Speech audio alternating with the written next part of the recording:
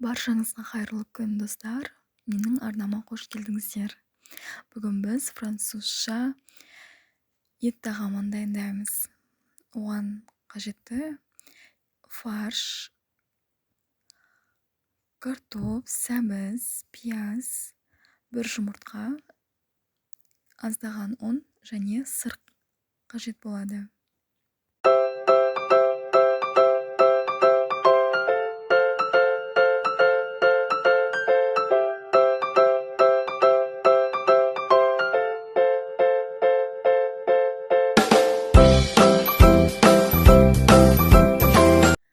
Осылайша картопымызды жақсылап турап алып, піскенше қайнатып аламыз. Фаршымыздың үстіне үкіштен өткен сәбізіміз бен пиязымызды салып, тұзымызды, бұрышымызды, жұмыртқамызды салып, жақсылап араластырып аламыз.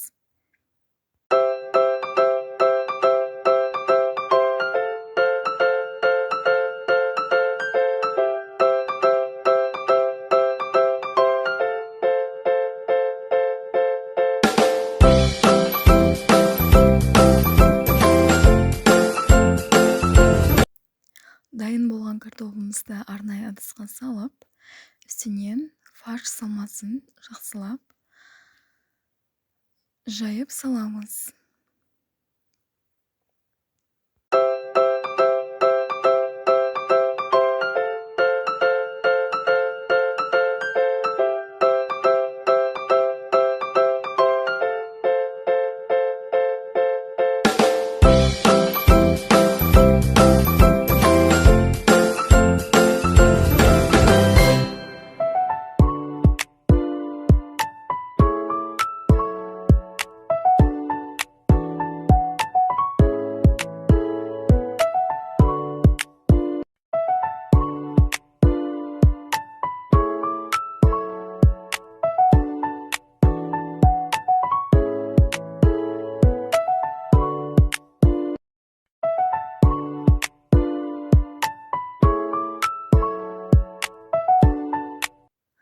Дайын болған салмамызды 170 градусқа 45 минутқа қойып пісіріп аламыз. Дайын болған тағамымыздың үстіне жақсылап сырды үкіштен өткізіп, үстіне жайып 2-3 минутқа салып аламыз.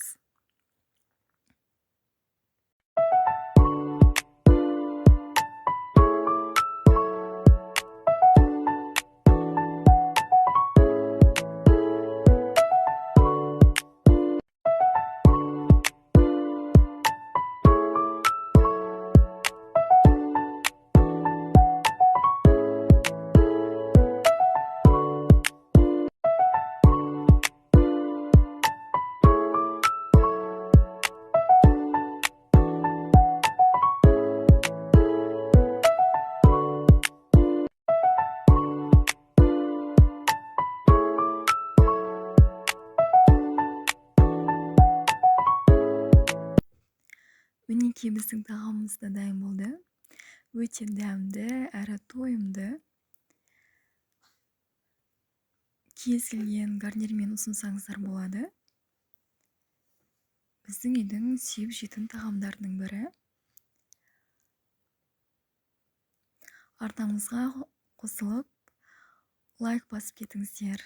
Алдыда біраз рецептермен бөлісетін боламын. Рахмет.